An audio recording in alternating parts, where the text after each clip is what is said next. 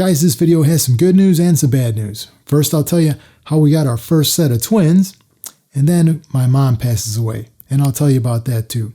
And it's coming up right now.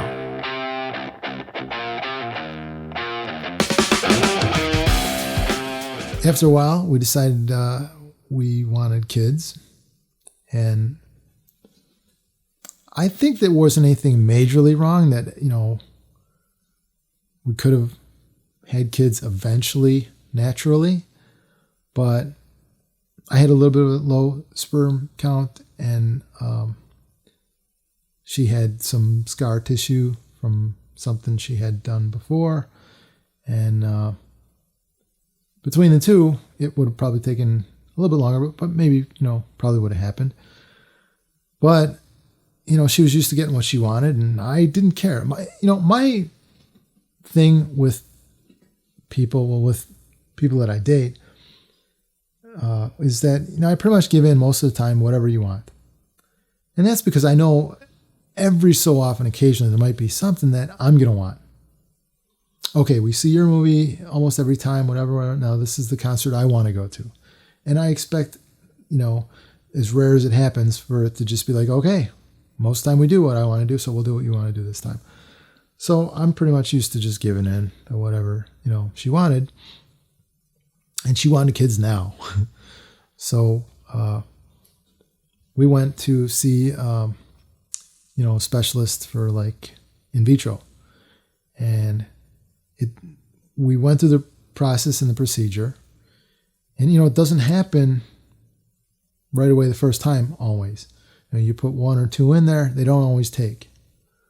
In case you don't know what this is, they take my sperm and her egg out and inseminate it and then fertilize it, whatever they do. And then after it's already like an embryo, then they put it back in. So it's ready to go. It's already fertilized. Like it's, but it just doesn't always take.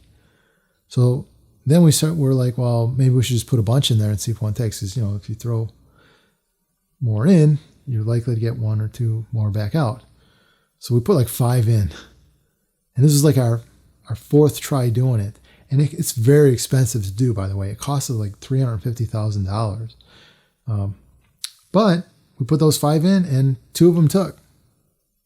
So, yay, we're pregnant. Well, now we live downtown. You got to park 2 blocks away in the parking garage. If you come with groceries, you got to double park illegally, bring the groceries up, come back down, go bring the car back, and then come back, put the groceries away. And if you have kids, what do you do? What do you bring first, the groceries or the kids, right? We knew it was going to be a problem. And then, I want my kids to have like a backyard and a trampoline and, a puppy and so it's like, so we decided that we were going to get a place out in the suburbs. And also her dad lived out in the suburbs and her family and my mom lived out in the suburbs. So we ended up getting,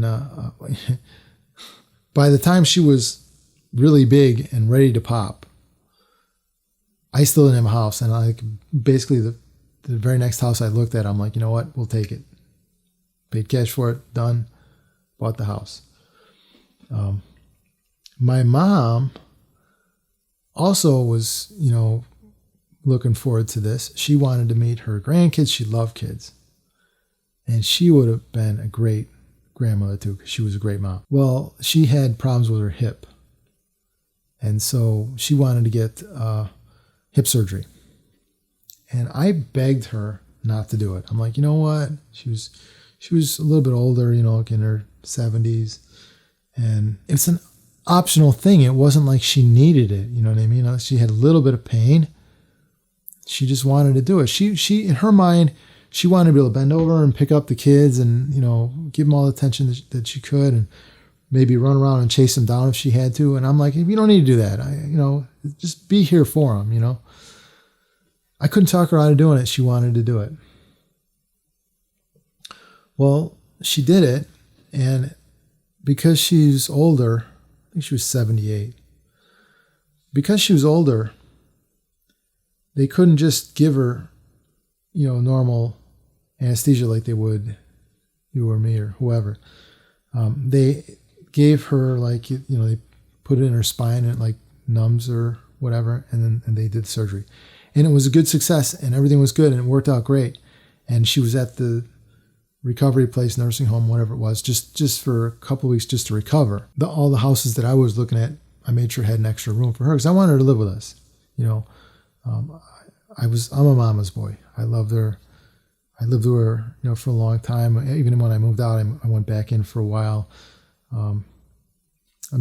We're attached. I love her. And she loved me. And she wasn't doing good without me either after I moved out and got my condo. She just kind of went downhill from there. And I noticed it like right away, like wasn't as healthy looking or whatever. She got older faster. It just seemed like, well, anyway, she had the surgery. It went great. She was at the place recovering and they dropped her. They were picking her up, moving her from one bed to another, and they dropped her and broke the hip, the brand new hip. So she had to go and have another surgery. Now in this second surgery, they tried, but they couldn't find the right place to numb her up or whatever. And so they had to give her anesthesia, the regular, like intravenously. And even though that was a successful second surgery, which I think unnecessary, well, it was because they broke her, but shouldn't have ever been, she never really recovered well from that. She did, but they had her on a respirator. Now, this part's going to be a little hard for me to talk about. My mom had always told me she never wanted to be on a respirator. And that's because her father, my grandfather, was in the hospital for, I think, like 4 days on a respirator before he died. And he lived to be like 90 something. Okay. But had an aneurysm. They put him on this respirator thing. Finally, they, I don't know if they pulled the plug or he just passed or whatever. I don't know. But I was very young at the time. But she always told me, and I mean always, like every single day that I saw her, multiple times that day, not just in the end, every year that I could remember since I was a little kid, okay, she told me and made it a point to stress, never put me on a respirator. After this happened, they put her on a respirator. And I was torn. I had the papers to say that she didn't want to be on it and the power of attorney to do it. But I couldn't do it. I love her. I'm a mama's boy. I couldn't do it. And also, I kept having hope. I hoped she would make it. And she looked promising. She ended up going to a place in Hinsdale that was really good, and they took good care of her, and every day I saw her get better. It was even to the point where for several hours a day they were taking her off of the machine and she was breathing on her own. And if she can do that, then it would get better and better. But she was there for like a month. And after that, they told me, we're not set up for long-term care here. We're like a very, very short care. Usually it's only a few days. And this is, gone on longer. So we have to get her someplace that can take her for longer. That's more set up for longer. So we went to this. There's not too many places that are set up that way. They gave me a list, but most of them, even when I called them, said, no, that's not really us. The only one place that said, yeah, we are, that's what we do, we'll take her, was this Kinder Care place, I think it's called, whatever, like 6000 North Sheridan Road or something. Don't ever let your relatives go there if you're ever, the place is horrible, horrible, horrible. First of all, it wasn't nice in there. It wasn't nice. I could tell that the people weren't taking good care of her. They're supposed to come and wash it out every so often, and I would go there and do it because I don't think they were doing it. And she just started going more downhill and more downhill. And then, I also wanted to make sure that she lived at least long enough to meet her kids, because she loved kids and her grandkids. She wanted to meet them. And then it got to the point where, you know, she had to have dialysis. You had to wear a gown to see her because she got infected with, you know, I'm telling you, the place was bad. She got infected with, she didn't get this stuff from the other places, you know. It was bad. And now we had the babies, and my wife had a C-section, and we had the babies. Awesome babies. They were premature, so they had to be in the NICU for, you know, the hospital, like ICU for babies, for like a month before we could take them home. So I just had these babies, and now I got to decide, do I go to this hospital to see those babies, or do I go to that hospital? Do I go to work? If I go to that hospital, I could bring something from that hospital, MRSA or whatever else that she's got. You know, she had like 3 different infections from the place. Sepsis or septic, or I don't know, whatever. I don't know anything about that.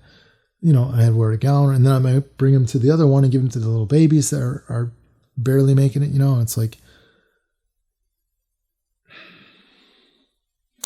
anyway,